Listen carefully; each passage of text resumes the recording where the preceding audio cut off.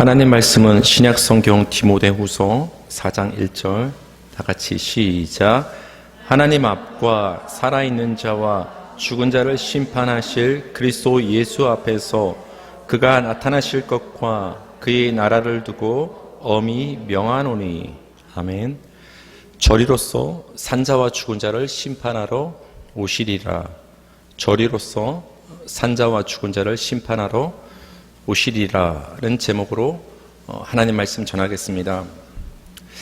요즘 예수님의 강림에 대해서 얘기하면 뭔가 시대에 뒤처지는 것 같기도 하고 심하면 이단적이라는 눈초리를 받기도 합니다. 예수님 당시에도 그랬습니다. 베드로후서 3장 3절에서 4절을 보면은요, 먼저 이것을 알지니 말세에 조롱하는 자들이 와서 자기의 정욕을 따라 행하며 조롱하여 이르되 주께서 강림하신다는 약속이 어디 있느냐? 조상들이 잔 후로부터 만물이 처음 창조될 때와 같이 그냥 있다 하니. 초대교회 성도들의 기대와는 달리 하늘로 올려지신 예수님은 금방 오시지 않았습니다. 그래서 사람들은 예수님의 다시 오심, 강림에 대해서 그럴 일이 없다고 조롱을 하기 시작을 했습니다. 말세란 말은 세상 끝이라는 의미도 있지만 예수님이 이 땅에 처음 오신 초림과 예수님이 이 땅에 다시 오시는 그 재림 사이의 모든 시간을, 역사의 그 모든 시간을 성경에서는 말세라고 합니다. 따라서 말세의 사람들이 예수님의 강림이 어디 있냐고 조롱한다라는 것은 초대교회로부터 시작해서 오늘날 현대교회에 이르기까지 어느 시대나 예수님의 강림을 조롱하는 사람들이 있어 왔다라는 거예요. 예수님 시대 때도 예수님이 어떻게 다시 올 수 있느냐 조롱했던 사람들이 있었고, 오늘날도 여전히 예수님의 다시 오심을 믿지 못하고 조롱하는 시대에 우리가 살고 있는 것입니다. 1992년 다미선교회 휴거 사건과 같은 여러 가지 해프닝으로 인해서 우리 기독교인들조차도 예수님의 다시 오심, 강림을 말하는 것을 솔직히 꺼려하는 시대를 우리는 살고 있는 것이 사실입니다. 그러나 베드로 사도는 예수님의 다시 오심, 강림에 대해서 너무나 분명하게 우리에게 얘기를 해줍니다. 베드로후서 1장 16절, 우리 주 예수 그리스도의 능력과 강림하심을 너희에게 알게 한 것이 교묘히 만든 이야기를 따른 것이 아니요 우리는 그의 크신 위엄을 친히 본 자라. 교묘히 그럴듯하게 지어낸 이야기가 아니라 우리는 예수님으로부터 바로 직접 듣고 바로 눈으로 목격한 증인들이다. 그 주님이 말씀하셨다.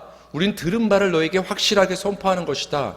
우리가 그럴듯하게 꾸며낸 신화와 같은 이야기가 아니다라고 주님의 강림이 분명한 사실임을 베드로 사도는 우리에게 증언을 해주고 있습니다. 마태복음 24장 30절을 보면 우리의 주 되신 예수님께서 직접 자신의 강림을 말씀해 주십니다. 그때 인자의 징조가 하늘에서 보이겠고 그때 땅의 모든 족속들이 통곡하며 그들이 인자가 구름을 타고 능력과 큰 영광으로 오는 것을 보리라. 예수님이 구름을 타시고 하늘로 올라가신 것처럼 다시 그 모습, 본 모습 그대로 구름을 타고 이 땅에 다시 오실 것을 말씀하시는 거예요. 예수님이 직접 말씀하셨다라는 거예요. 오신다라는 표현 대신에 직접적인 표현인 강림하신다는 말을 통해서도 예수님의 다시 오심에 대해서 성경은 우리에게 증언을 하고 있습니다. 데살로니가 전서 4장 16절 다 같이 시작. 주께서 호령과 천사장의 소리와 하나님의 나팔 소리로 친히 하늘로부터 강림하시리니 그리스도 안에서 죽은 자들이 먼저 일어나고. 예수님은 호련과 하나님의 말씀과 나팔 소리로부터 하늘로부터 강림하시는 거예요. 강림한다라는 말은 위로부터 아래로 내려오신다라는 거예요. 왜 위로부터 아래로 다시 내려오실까요? 부활하신 후에 아래로부터 위로 올려지셨기 때문에 다시 위로부터 아래로 내려오심, 강림하신다는 약속을 지금 말씀해주고 있는 것이죠. 또한 간접적인 표현인 나타나심이란 말을 통해서도 성경은 예수님의 강림에 대해서 우리에게 가르쳐주고 있습니다. 디모데후서 4장 8절인데요. 이제 후로는 나를 위하여 의의 면류관이 예비되었으므로 주 곧 의로우신 재판장이 그날에 내게 주실 것이며 내게만 아니라 주의 나타나심을 사모하는 모든 자에게도니라. 주의 나타나심을 사모하는, 그러니까 주님의 강림에 대해서 오신다라는 표현을 성경에서는 주로 쓰고 있지만 나타나신다라는 표현을 통해서도 주님의 강림을 성경은 우리에게 여러 차례 증언을 해주고 있습니다.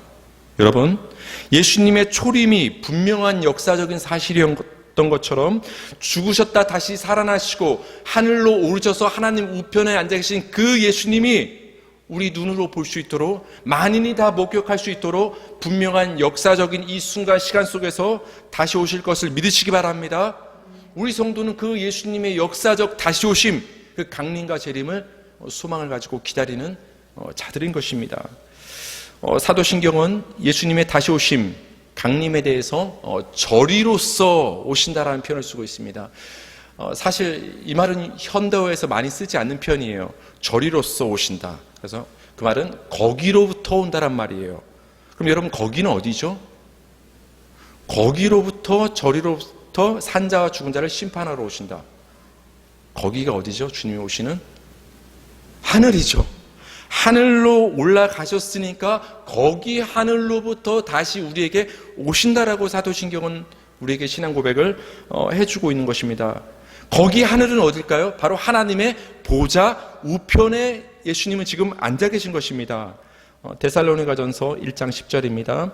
또 죽은 자들 가운데서 다시 살리신 그의 아들이 하늘로부터 강림하실 것을 너희가 어떻게 기다리는지를 말하니, 하늘로부터 강림하실 것을, 예수님은 지금 하늘 하나님 보좌 우편에 앉아 계신 줄 믿으시기 바랍니다. 그 보좌로부터 예수님은 이 땅에 다시 오신다는 것입니다. 따라서 예수님이 저리로서 거기로부터 하늘로부터 우리 가운데 다시 강림하신다는 말씀은 하나님 보좌 우편 앉아 계시다가, 그 보좌에 앉아 계시다가 우리에게 다시 오신다는 말씀이 되는 것입니다. 여러분, 성경에서 보좌는 하나님의 심판과 그 이미지가 연결돼요. 물론 일반적으로는 보좌라는 것은 그 통치의 이미지를 갖고 있지만 심판의 이미지를 갖고 있는 것이 그 보좌가 갖고 있는 의미가 있습니다. 시편 9편 7절, 여호와께서 영원히 앉으심이여 심판을 위하여 보좌를 준비하셨도다. 여호와의 하나님이 앉으신 보좌는 심판을 위한 보좌가 됩니다. 계시록 20장 4절, 또 내가 보좌들을 보니 거기에 앉은 자들이 있어 심판하는 권세를 받았더라. 보좌가 등장을 하는데 심판과 연결이 됩니다. 계시록 20장 11절 다 같이 시작. 또 내가 크고 흰 보좌와 그 위에 앉으신 이를 보니, 이따가 자세히 살펴보겠지만 백보자 심판이 등장을 하고 있습니다. 하나님의 최후의 심판이 등장을 하는데 그때 등장하는 것이 바로 또 보좌가 등장을 해요. 보좌와 심판의 이미지가 계속해서 연결되고 있는 것을 우리는 볼 수 있습니다. 따라서 예수님이 하늘로 올려지어서 하나님 보좌 우편에 앉아 계신다라는 것은 예수님이 심판주로서 앉아 계시다는 것을 우리로 하여금 짐작을 할 수 있는 거예요. 예수님이 하늘로 올려지셨다. 근데 하나님 보좌 우편에 예수님도 앉아 계신다. 그 앉아 계신 보좌는 심판과 연결된다. 그렇다면 예수님은 이 땅에 다시 오실 심판주로서, 재판장으로서 하늘에 앉아 계시다라는 것을 우리에게 말씀해 주고 있는 거예요. 그 앉아 있는 모습을 통해서. 그렇기 때문에 예수님께서 저리로서 그 하늘 보좌로부터 살아있는 자와 죽은 자를 심판하러 오시는 고백이 나오게 되는 거예요. 이 고백이 괜히 나오는 게 아니에요. 보좌에 앉아 계시기 때문에 그래요. 예수님의 다시 오심의 목적은 바로 심판이라는 것입니다. 디모데후서 4장 8절입니다. 이제 후로는 나를 위하여 의의 멸관이 예비되었으므로 주 곧 의로우신 재판장이 그날에 내게 주실 것이며 내게만 아니라 주의 나타나심을 사모하는 모든 자에게도니라. 주님이 다시 나타나시고 강림하시고 이 땅에 오시는데 어떤 모습으로 나타나시냐? 의로운 재판장의 모습으로 오신다는 거예요. 아, 주님은 강림하시는데 이 땅에 다시 오시는데 왜 오시느냐? 심판주의 모습으로 심판하시기 위해서 주님은 이 땅에 다시 오신다는 것입니다. 이렇게 예수님은 심판하시기 위해서 이 세상에 다시 오시는데 산자와 죽은 자를 심판하러 오신다고 사도신경은 우리에게 말씀을 해주고 있죠. 성경에서 보면은 산자와 죽은 자에 대한 심판을 여러 번 얘기를 해줍니다. 디모데후서 4장 1절 보세요. 하나님 앞과 살아있는 자와 죽은 자를 심판하실 그리스도 예수 앞에서 그가 나타나실 것과 그의 나라를 두고 엄히 명하노니 살아있는 자와 죽은 자를 심판하실 그리스도 예수 앞에서. 베드로전서 4장 5절 그들이 산자와 죽은 자를 심판하시기로 예비하신 이에게 사실대로 고하리라. 산자와 죽은 자를 심판하시기로. 계속 산자와 죽은 자에 대한 심판이 등장을 하죠. 그럼 여러분, 산자와 죽은 자는 어떤 의미일까요? 누구를 가리키는 걸까요? 산자와 죽은 자? 그렇죠. 정확히 말씀을 해주셨는데 문자 그대로 보면 예수님이 이 땅에 강림하시는 순간 호흡이 있어서 살아있는 자와 이미 죽어서 무덤 속에 들어있는 그 죽은 자를 단어적으로는 표피적으로는 의미할 수 있지만 영적으로 본다면 예수님을 믿는 자와 믿지 않는 자를 구분하는 말이 바로 성경에서는 산자와 죽은 자가 되는 거예요. 그런 의미에서 여러분은 다 우리 성도는 산자가 되는 거예요. 비록 우리의 육신이 아까 찬송의 고백대로 쇠잔해져서 우리가 죽음을 맞이해서 땅속에 묻혀져 있을지라도 우리는 주 안에서 산자임을 믿으시기 바랍니다. 그렇다면 예수님이 산자와 죽은 자를 심판하신다는 말은 무슨 말일까요? 성경에서는 심판에 관한 얘기들이 굉장히 많이 등장하죠. 에덴 동산에서 하나님께서는 아담과 하와와 뱀을 심판하셨죠. 노아 시대에 하나님께서는 홍수로 세상을 심판하셨고 소돔과 고모라는 불로 심판을 하셨고 애굽과 아수르와 바벨론과 페르시아 이런 모든 대표적인 강대국들을 하나님께서 그들의 교만을 심판하셨고 또 예수님이 강림하실 때 거짓 선지자와 짐승과 용과 예수님을 믿지 않던 자들을 불못 지옥에 집어 넣으심으로 하나님께서 영원한 심판을 내리실 것입니다. 그러니까 성경은 구원의 책인 동시에 뒤집어 말하면 심판의 책이 되는 거예요. 창세기부터 요한계시록까지 성경은 하나님이 어떻게 우리를 구원하시는가를 얘기해주고 있는 구원의 책인 동시에 그걸 뒤집어 말하면 하나님이 처음부터 끝까지 어떻게 심판하시는가 동전의 양면처럼 심판을 너무나 분명하게 우리에게 선포하고 있는 책이 바로 성경 말씀이라는 거예요.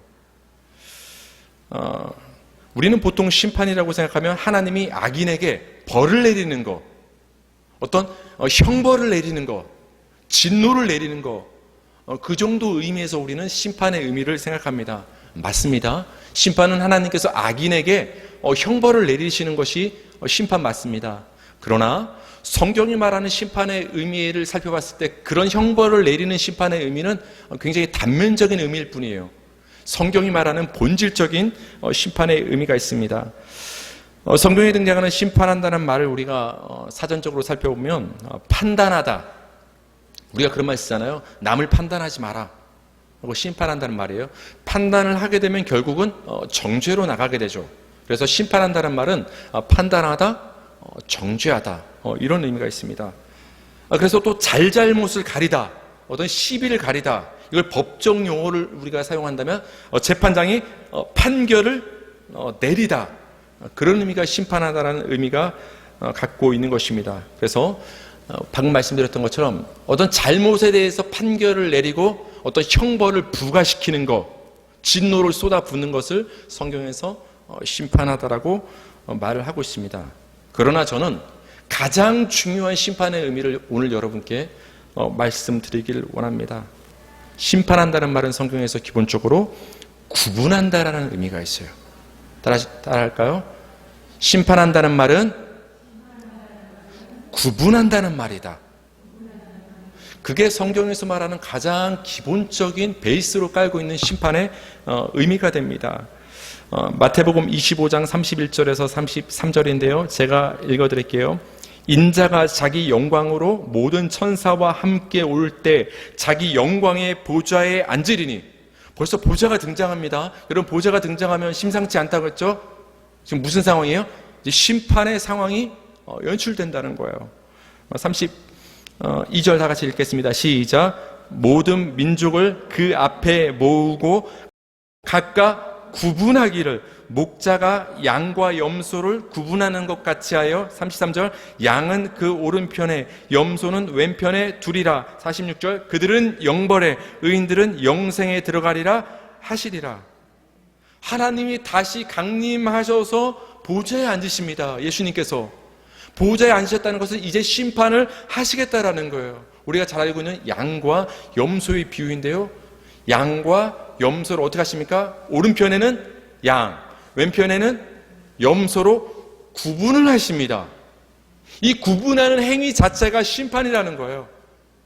어떤 특별한 벌을 내려가지고 그들에게 어떤 형벌을 내리는 것도 심판 맞지만, 심판은 이미 언제 시작되느냐? 구분할 때부터 심판은 시작되는 거예요. 구분할 때부터. 양, 염소, 알고, 가라지, 구분할 때부터 하나님의 선택으로부터 성경은 심판이 시작된다는 걸 우리에게 얘기해 주고 있는 거예요. 그것은 굉장히 우리가 구원을 생각할 때 중요한 의미가 되는데요, 그래서 하나님께서는, 예수님께서는 양과 염소로 구분하시고, 여러분 벌써 보세요. 양은 왼쪽에 앉혀요, 오른쪽에 앉혀요? 지난 시간에 말씀드렸죠? 어느 쪽이 중요하다? 오른쪽. 여기가 오른쪽인데 또 왼쪽에 앉으신 분들 괜히 심란해하지 마세요. 제가 보기엔 여러분이 오른쪽입니다. 양은 오른쪽에 앉는 거예요. 근데 이제 형벌을 결국 내리는데, 오른쪽에 앉은 자들에게는 영생을, 왼쪽에 앉은 자들에게는 영벌을. 영생이냐 영벌은 여러분 나중 문제예요. 영벌이냐 영생은 나중 문제예요. 그 전에 먼저 양과 염소로 구분하는 일이 있다라는 거예요. 그게 심판이라는 거예요. 영벌을 내리는 것도 심판 맞지만, 애초에 양과 염소로 예수님께서 선택하심으로 구분하는 그 자체가 성경에선 심판이 된다라는 거예요. 그래서 여러분 곰곰이 생각하세요. 하나님의 심판은 그래서 성도에게 있어서 구원이 되는 거예요. 제가 무슨 말 하는지 아세요? 성경에서 말하는 심판은 선택해서 구분하는 일이기 때문에, 그 심판을 우리가 곰곰이 생각하면 하나님의 심판, 예수님의 심판 구분하시면 우리 성도에게 복이 된다라는 말이에요. 왜? 우리를 하나님의 자녀로, 성도로 구분하셨기 때문에, 그 자체가 심판이시기 때문에 하나님의 심판은 우리에게 구원으로 다가온다라는 거예요. 저는 오늘 이걸 말씀드리고 싶은 거예요. 이 구원의 심판을. 심판하면 여러분 대표적으로 떠오르는 것이 무슨 심판이죠? 요한계시록에 벌써 무서워서 말하기도 막 힘들죠. 백보자 심판. 정확히 말하면 크고 흰 보자라는 표현이 있는 거 봐서 한자어로 우리가 다 옮기면, 크다란 말을 쓰면 대백보자 심판이 사실 맞아요. 대백보자 심판이 등장을 합니다. 성도들도 이 심판을 떠오르면 굉장히 두려운 마음이 드는 것이 사실이죠. 계시록 20장 11절 13절 보시겠습니다. 또 내가 크고 흰 보좌와 그 위에 앉으신 이를 보니 땅과 하늘이 그 앞에서 피하여 간데 없더라. 보좌가 등장을 합니다. 이제 뭐가 이제 내려진다는 거예요? 심판의 자리임을 우리는 이제 느끼는 거예요. 왜? 보좌와 심판은 연결되기 때문이죠. 12절 보세요. 죽은 자가 이제 드디어 등장을 합니다. 12절 다 같이 시작. 또 내가 보니 죽은 자들이 큰 자나 작은 자나 그 보좌 앞에 서 있는데 책들이 펴 있고 또 다른 책이 펴졌으니 곧 생명책이라. 죽은 자들이 자기 행위를 따라 책들에 기록된 대로 심판을 받으니, 바다가 그 가운데서 죽은 자들을 내주고 또 사망과 음부도 그 가운데서 죽은 자들을 내주매 각 사람이 자기 행위대로 심판을 받고. 하나님의 심판의 보좌 앞에 죽은 자들이 서 있습니다. 제가 여러분께서 백보자 심판을 똑바로 이해하기 위해서는, 우리가 똑바로 알기 위해서는 아까 죽은 자에 대한 설명을 한 이유가 여기 있는 거예요. 많은 사람들이 백보자 심판을 오해하고 있어요. 하나님의 백보자 심판은 누구를 대상으로 하고 있느냐, 그 백보자 심판이 의미하는 바가 무엇이냐를 우리 성도들조차 오해를 하고 있다는 거예요. 여기 보면 여러분 책이 등장합니다. 여기가 하나님의 백보자라고 상상을 해보세요. 근데 책들이 등장을 합니다. 그리고 그 여러 책들과 구별되는 또 다른 한 권의 책이 있습니다. 그 한 권의 책을 뭐라고 소개를 하고 있죠? 생명책. 여러분 지금 책들부터 구분되기 시작합니다. 아까 구분이 중요하다고 했어요. 여러 책들이 있고 그 여러 책들과 구별되는 한 권의 생명책이 지금 등장을 한다라는 거예요. 책들부터 이제 심판이 시작되고 있는 것입니다. 죽은 자들이 자기 행위를 따라 책들에 기록된 대로 심판을 받습니다. 바다와 사망과 음부가 죽은 자들을 내줘서 그들이 그 행위대로 심판을 받게 된다는 거예요. 여러분 상상해 보세요. 주님 오시는 그날 하나님의 그 심판대 앞에서 여러분께서 그 앞에 서서 여러분이 태어날 때부터 하나님 앞에 오기까지, 강림하시기까지 여러분께서 머리로 지은 죄, 생각으로 지은 죄, 몸으로 지은 죄, 그 모든 것들이 적나라하게 책들에 기록돼서 하나님 앞에서 다 드러난다고 생각하면 여러분 고개를 들 수가 있어요, 없어요? 여기 뭐라고 나왔어요? 자기 행위를 따라서 심판을 받는다. 그럼 여러분 어떤 심판을 받을 것 같아요? 여러분 한 분 한 분은? 하나님이 아시고 여러분 자신이 아시잖아요. 여러분이 어떻게 살아왔는가, 어떤 행위를 우리가 죄를 지으며 살아왔는가. 만약 하나님께서 여러분의 모든 행위들을 다 따져가며 그 행위에 따라 심판을 하신다면 그 하나님의 심판대 앞은 굉장히 수치스럽고 죽구멍이라도 들어가고 싶고 굉장히 두려운 심판의 자리가 될 것입니다.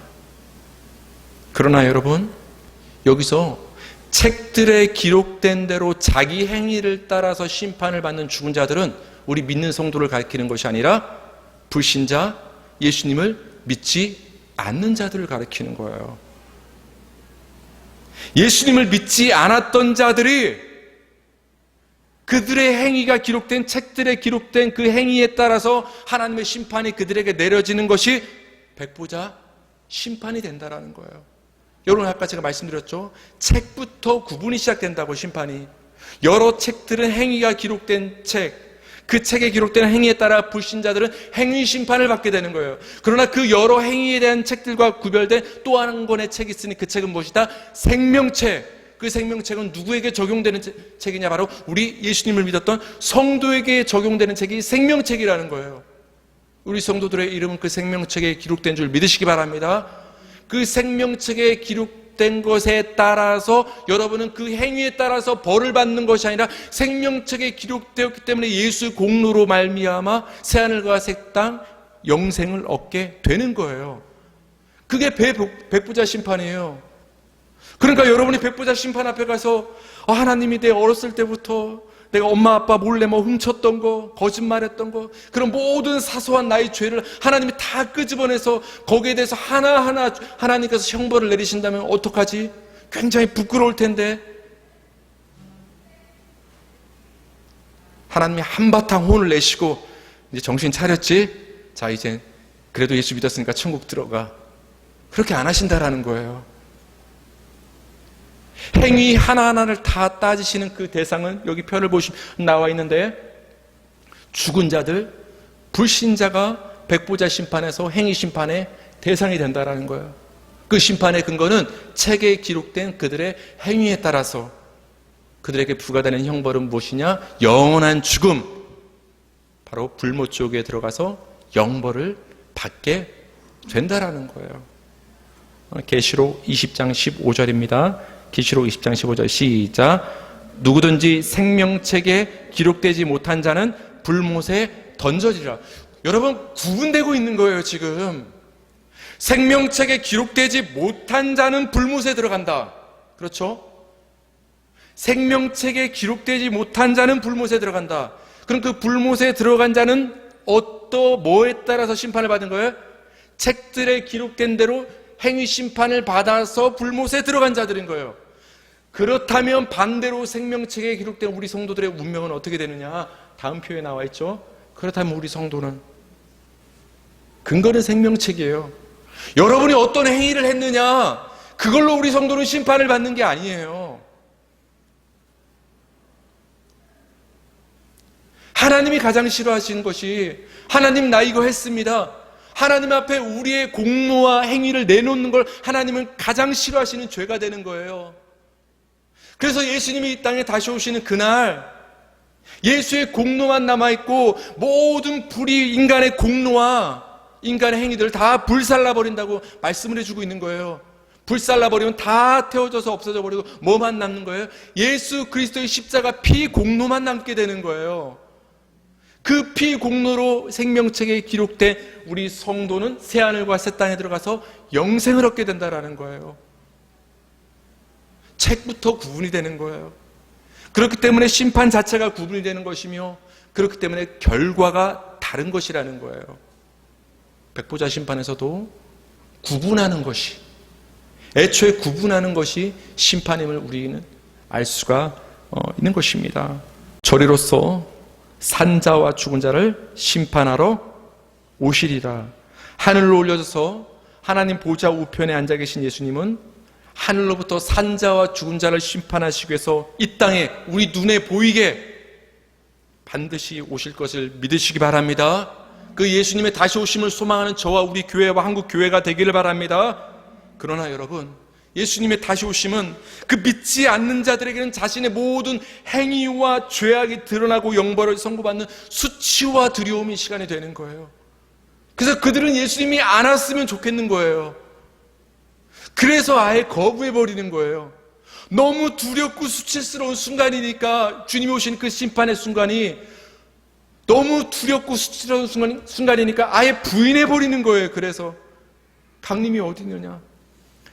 여러분, 예수님이 다시 오실 것을 사모하고 있습니까? 저 어렸을 땐 그 생각 많이 했어요. 내가 결혼하기 전에 오시지 마라.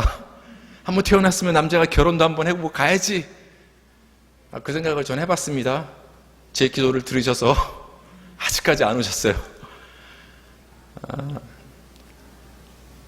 주님은 언제 오실지 몰라요. 그러나 분명히 오신다라는 거예요. 주님의 강림의 순간은 믿지 않는 자들에게는 형벌과 심판의 순간이지만 예수님을 믿는 우리에게는 위로와 안식의 순간이 되는 거예요.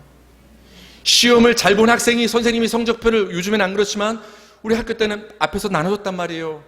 다 공개적으로 나눠주면서 이번에 1등은 누가 했다, 2등은 누가 했다, 막 그렇단 말이에요. 제가 고등학교 때 상처받은 적이 있어요.